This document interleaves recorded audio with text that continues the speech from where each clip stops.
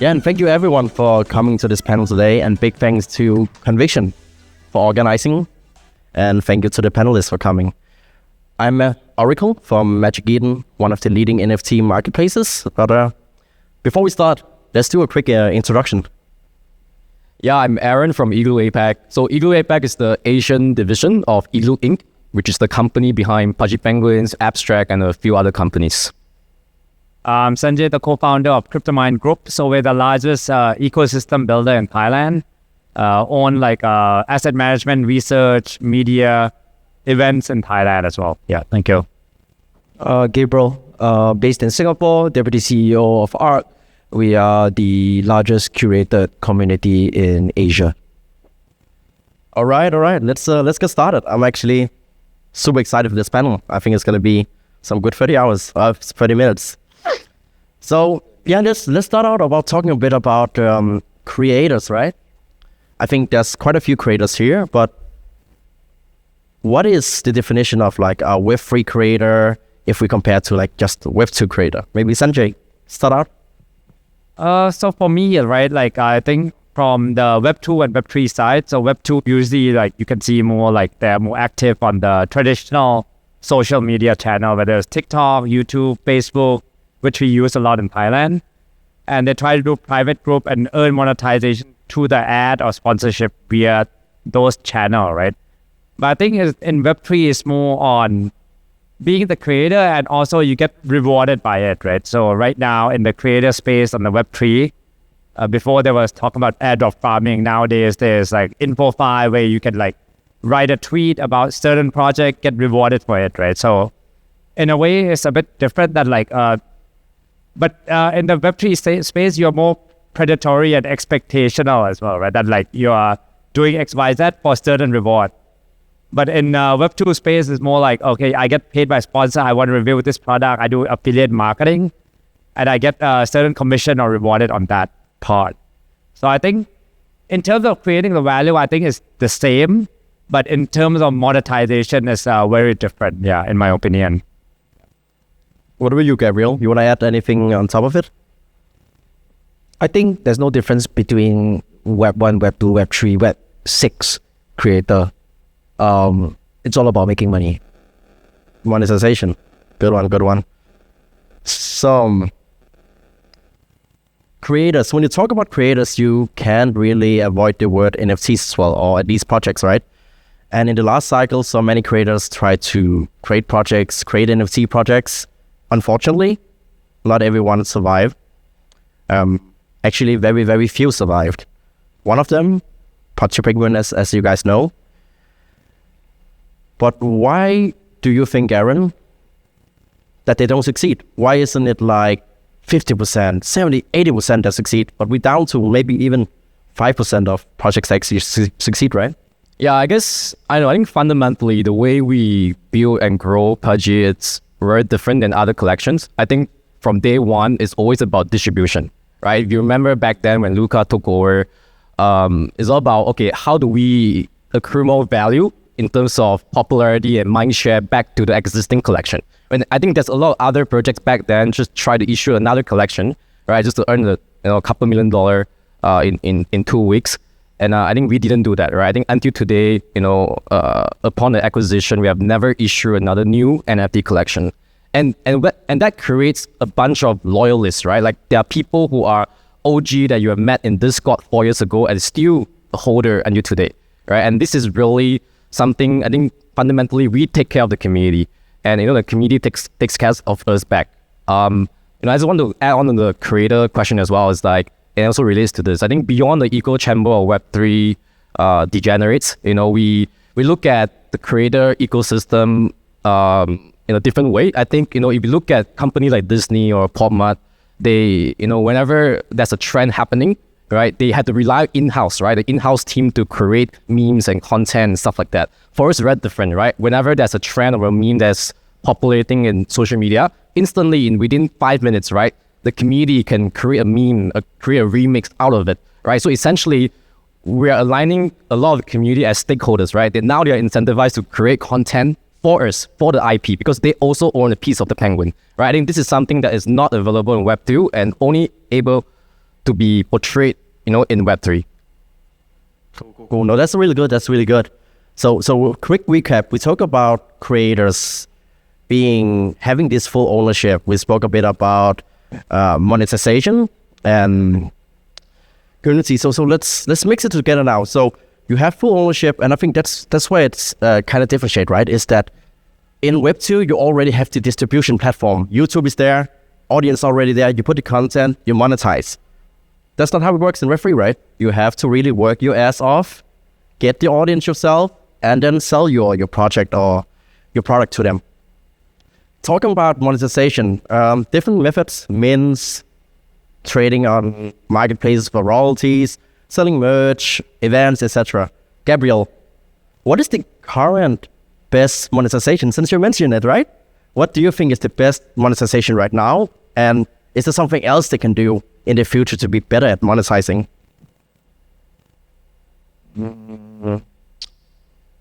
Tough question. I don't think there's a right answer when it comes to monetization. I think crypto in general opens up avenues for people to monetize, right? And when you talk about monetizing, it's something you can do as an individual, right? Which is simplistically means buy Bitcoin, right? Don't do anything else, just buy Bitcoin. Don't buy NFTs, don't buy shitcoins, just buy Bitcoin. And you'll be fine, right? You won't be fine immediately, but you'll be fine in 10 years, right? Hypothetically speaking. I think the community element that Aaron talks about gives you the opportunity to bounce ideas off, right? I think Web 2 is a little bit different, especially the flow of information. Case in point, you could go to Bloomberg right now, or you go to New York Times, you read something, by the time you read something, it's over already, right? I think Web3 allows the efficiency of information, also how we consume information, right? I think the last thing as well is it really depends as a creator how you use that influence. There's always the good things. Aaron gave some good examples and insights from what Pudgy Penguins have done. More often than not, there are bad examples, right? You look at the whole meme coin circle jerk that's happening over the last 1 year, where creators use that influence to create monetization opportunities, blindly speaking, exit liquidity opportunities. So I think when it comes to monetization, I think it's a very vague question to answer. That being said, I think the beauty of the space which we're in is that it just creates a lot of monetization opportunities. Right or wrong, none of my business to comment on that. But I think, and ethics and everything aside, but I think Web3 crypto gives you the opportunity to monetize your value in different opportunities and ways. And it's up to you to decide whether it's the right way, wrong way, and whether you can reflect and go to bed at night and sleep soundly. That's all there is to it. Yeah, the creator economy is definitely very interesting, at least the way it's structured right now, right? You usually get a really big raise in the beginning, and then you plan for the next year, 2 years, all your deliverables and product that you want to build. But if we talk about sustainability, maybe that is where it's lacking a bit, like a sustainable income cash flow afterwards. Because let's take NFTs as an example, right? Yes, in the beginning, a lot of trading. Afterwards, become more and more slow. And if you're not Pudgy Penguin or Bored Ape, one of the bigger ones, it becomes like close to zero, right? Sadly. Sanjay, let's say that you have this mediocre NFT project. It's not one of the top 10 blue chips. What can you do to really keep your audience excited, bring in volume so you could sustain your project? Like in general, provide yourself with an inflow of income that can make you like survive for longer time than just 1 year. That's actually a very good question. So, I mean, I've been burned before by a couple of projects. I think we're all figuring out the answer to the question, to be honest. So like, let's just give an example, right? Like, so my first NFT I bought was not Pudgy, but unfortunately it was Clonex. Yeah. So I spent 5 ETH back then, or 7 ETH. Got like a couple of those, and now is, I don't know how much it's worth. Like, yeah. But I think the question that you're asking about like revamping or revitalizing this project, right? And during the day, like even during that time, I was minting like a couple of all these smaller projects, right? So I think the first thing is the key. I would say like there's probably 3 pillars, right? So number one is I would say like alignment or activeness of the community. So usually what happened in the NFT space or like any community, right? Before the TGE or during the whitelist phase, right? Everybody's so excited. Like that is very easy to create a hype up, right? And then like, you have people posting about it. And then like as long as the mint happened, then like the market crash, the price drop and blah, blah, blah happened, right? And everybody lose interest, right? That's when the kind of alignment broke down, right? Because the expectation was that, okay, if I get the free mint, I have to flip it or I'll hold it in the long term. But most of the time, I think people have been burned so many times that I think a lot of long-term play has like died down. But also coming from the project side, right? I think building the real long-term value and alignment with your community, I think that's a very big thing, right? And what value are you giving back to the community? Like, let's say you have like a certain roadmap, you're like, telling your audience or your community member that you will execute. Can you actually execute that? And the communication channel is very important. Like even though you execute and you fail, right? At least they are seeing what you're trying to do. But at the same time, it's not ideal for the NFT prices as well, right? So I think in terms of partnership execution, I think it's very, very tough in this market, to be honest, right? Because like, I think the hype will come back again once we have like, let's say Pudgy goes to 100, Teng goes to like 200, right? You're going to be seeing all these NFT flocking back again. But it's not like before time and people are much smarter at this time as well. So you can't really fool anyone in this market anymore, I think. Yeah.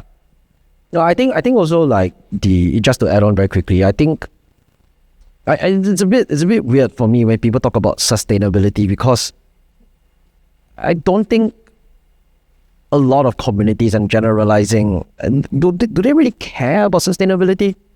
Let's be honest. I don't think a lot of them care about sustainability. I think, generally the general thesis of the space is that they want to make money and, the so-called roadmap is something you have to put out there so you look like a responsible adult, right? Like the space changes so quickly. I mean, with all due respect, Magic Eden's a great example of that, right? They were one of the biggest marketplaces and, they've pivoted. And if I recall correctly, what Z said, when the first time I spoke to him 3 years ago, and the timeline and what they're doing now is 2 different things, right? So, if anything, I think they were quite nimble as well. So like, and talking about sustainability, I mean, crypto startups are no different from startups in any form, whether it's manufacturing, engineering, Web2, whatever it is all the same. Not everybody survives. I think saying 5% of us are going to survive is being very, very politically polite already.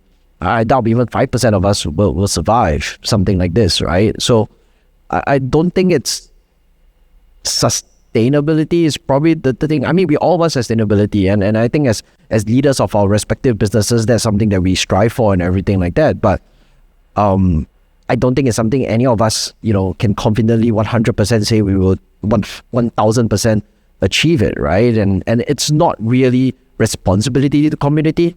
I think responsibility to the business first. If I don't have a business, there's no community. The community doesn't give a shit, right? They will just go to somebody else who can feed them what they want, or they'll find another opportunity or another community that makes them money. That's all there is to it, right? And I think it's the relevancy. I think the better question to ask is, and I think Aaron's got a lot to say about this, right? Like, how do we keep ourselves relevant, right? More than sustainable. It's probably the way I look at it. Yeah, I think I'm definitely more aligned to Gabe about this topic. I mean, you look at Amazon, right? Amazon started out selling books online, right? Facebook started out at colleges and universities, but look at them today, right? I think there's no different for anyone to start an NFT project. You have to pivot. You have to find, product market fit in a way. I think initially the NFT boom was like the collector market, right? Not really. I don't think it became a speculator market, right? From the collector market. So I think these are things that, show us that what's broken in the existing system. I think what Pudgy does is that we come in wearing the cap like more like a Silicon Valley or more like a digital marketer, e-commerce guy, say, hey, how can we built in more distribution, right? So I don't think the initial class of NFT founders, most of them are not from this industry, right? The e-commerce industry, like Luca and his friends. So I think that is something that really stood out in the very beginning. If you look at how we do things, even until today, the default DNA is that how do we get distribution? Whether it's NFT or whether is like even NFT, right? A lot of the NFT holders, there's a lot of work behind the scene talking to whales, right? Because as you know, liquidity is super thin for NFT by default. So we need to build deep relationship with a lot of whales, right? And manually, it's not even online, it's offline, right? And telling them what's coming up, telling them that, you should hold for long term and stuff like that, right? There's a lot of communication there. Now, when it comes to, the business, we have, I think we have diversified beyond NFT, right? Right now, we are in the licensing business, right? Now, even the toys in Walmart is a licensing deal, right? There's a toy manufacturer say, hey, I want to license your IP and I'll distribute to Walmart, to Target, to Walgreens. So right now, we have like movies, we have like content, we have YouTube channel, we have toys, we have collectibles. And, as long that we keep cast the net as wide as possible, getting as much market share as possible, there will be a million ways for us to monetize. As of now, we monetize through licensing. In fact, we could even do on-chain projects as well. Look at Bonk, right? Bonk started a Pump Dog Fund competitor and they're making $1 million a day, right? So I think the sky is the limit as long that we capture the top of the funnel and we make sure that the community keep the sense of belonging. And then we need to give them the instruments for them to be financially aligned, right? I think the token is the most liquid instrument that everyone can be financially aligned. And you can't do that in the face of Pop Mart, Disney, or Hello Kitty. You don't, right? So this is really the difference here. Bong is my best trade over the last 2 months, by the way. Everybody was hyping Pump. I bought Bong instead. Yeah, it was probably my best trade. It's doing good. Yeah, not bad. Pumping.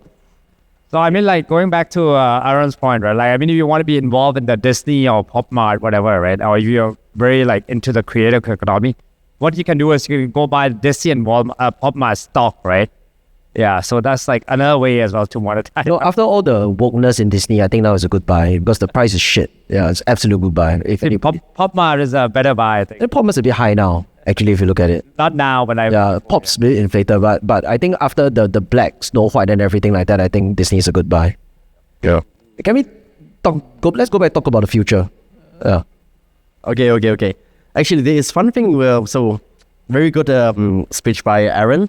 Popli Penguin is something that I noticed a couple of months ago, let's say recently, right? That blew my mind.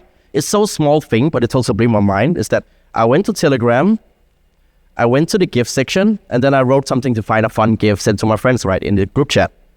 Did you guys know what I saw? I saw a Popli Penguin gift. This was around probably half a year ago. Okay, coincidence. Another gift, still Popli Penguin. Another gift, also Popli Penguin.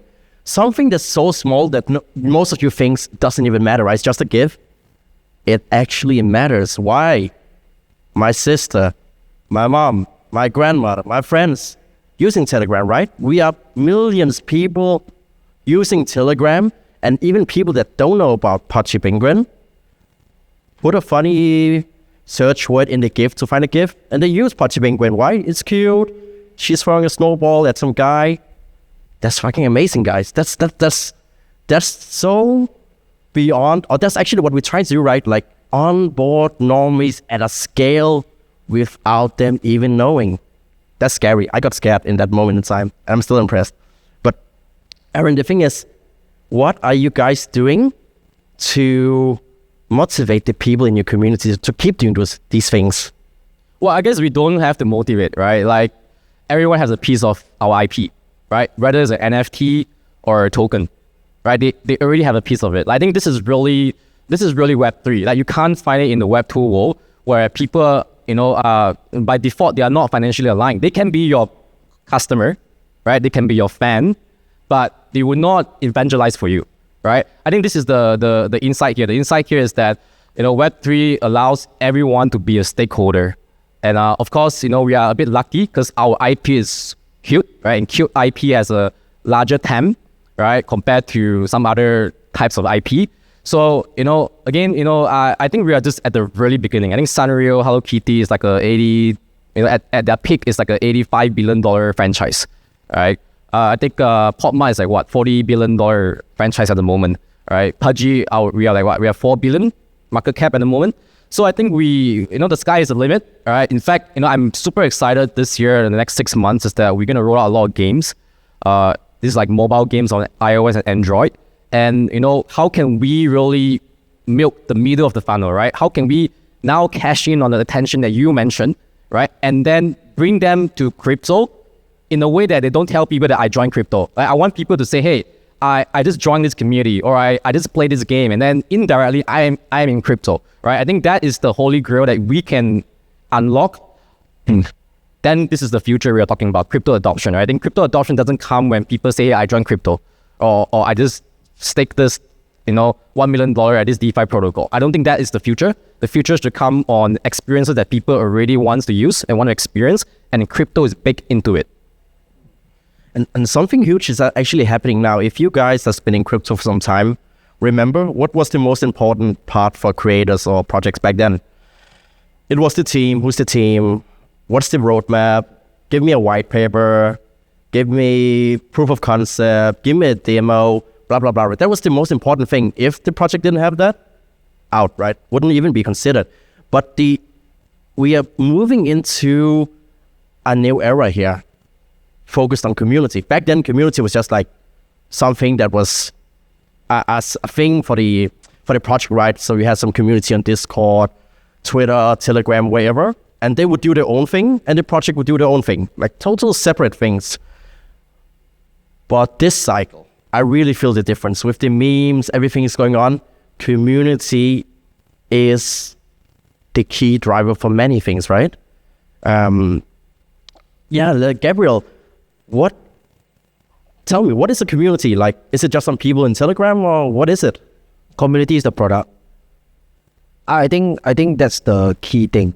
If you talk about the future of something, whether you're a creator, you're building in an IP, your community is your product, right? Like it or not. Like if you actually think about it, right?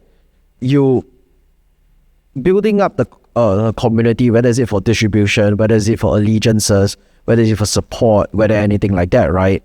The main product that you're actually building, the main product that you actually are servicing, the main product where you need to keep on site is the community. The community is the product. Regardless whether you run a meme coin project, you're running, I don't know, the next iteration of Ethereum Foundation, Pudgy, Cryptomind, whatever it is, the community is your product. Without the community, you can't do jack shit, right? And that's the thing, right? And I think, to me, that's the biggest difference as well. On a slightly related note, I think when we talk about crypto adoption, personally, I look at it from a more macro perspective, right? We talk about adoption through capturing. I think toys and these kind of things are very good. Captive. It just captures imagination, right? It captures imagination and everything as well. The real crypto adoption to me, and when crypto comes mainstream, I don't think it's just based on stuff like this. I think we really need to zoom out and look at it from a more macro perspective. And it applies to whether is it, Singapore, Thailand, Vietnam, whatever it is. The simple truth is that crypto adoption will happen if, as a collective, we shape up and one fine day, crypto becomes 5% of every country's GDP. That's adoption. It's not some bullshit NFT community thing which I'm doing or any of us are doing or whatever it is. That to me is crypto adoption, right? Where's our path to getting 5%, of a country's GDP? I think that's the thing that puts us in money markets, capital markets discussions and everything. That's what makes things unavoidable. That's what the ETFs in the US are trying to get to, right? And if we collectively with the right IPs and the right creators can do our little bit, that 0.05% to get there, that's the adoption that is required. I think we tend, whenever we get on stage, we talk about creators, we keep thinking about like, somebody, drawing some JPEG and minting it into an NFT. I think it's bigger than that. I think when we talk about creators and IP, we need to think bigger than that, right? And as much as Kenneth said he was doing a boring keynote earlier today, that's what's fucking important, which is, the identity basis first, right? And why can't, NFTs be a form of distribution together with toys, anime and everything, as it's not some fucking Disney Snow White thing, right? Like, there's so much we can do, and there's a lot of imagination we're not capturing, right? And to me, that's the future. Then the question here is that when we become big enough, right? And that's something we don't talk about. Nobody talks about the future from a regulatory standpoint. How do we make creators more accountable? How do we make creators, not say sustainable, but how can we create a creator economy that's, more self-reflective on themselves, right? Not just about distribution and everything as well, right? But the problem with all the rug pulls and everything like that that's happening in the space and the questionable things is there aren't guardrails. The communities are their own guardrails. My question is that in the future, is that enough? Right? Is that enough? Right? And my personal opinion is that probably not. So what are we going to do about it? Right? I think these are things we need to think about. Gabriel is a former regulator, so Spoken in the view of MAS. I think cannot say anything. That's still under NDA. Still got 6 more months from NDA. I think we're running out of time. Let's take a last one for each of you to answer. I want to hear a bit about what do you see the creator economy look in the future, and what is How far in the future? let's say next 3 years, like near future. Okay. I think I'll just leave you guys with one thing, is that crypto and Web3 allows creators to become participants, right? I think I'll just make it broader, right? Not even creator. If you're a consumer, you're a buyer of our product or our token, you're a participant, right? Because you can do something about your back, right? Like, you don't have to wait for Igloo or us to do something, but you can do it, right? I think this is really the beauty of Web3, that everyone can participate and share the upside of it. I think for us is that, we definitely see a future where, the community, like what Gabriel said, is the heart of everything. And we want to represent the best of Web3, right? I think 1 month ago, when you see all the best builder projects change their PFP to a PUBG, that's really one of the reflection of our huddle, or how strong our community is that everyone is building something important in this space. And they are not just an NFT collector, they are also building something meaningful. And I think that's really what PUBG is, right? If you guys are considering, do join us, do join some of our meetups. We need to, stay as a collective to really define this landscape here. And I also agree on Gabe about that, adoption also comes from, getting 5% of GDP of each country. And I guess there's different kind of adoption. I think for PUBG, the area that we want to dominate is consumer crypto, right?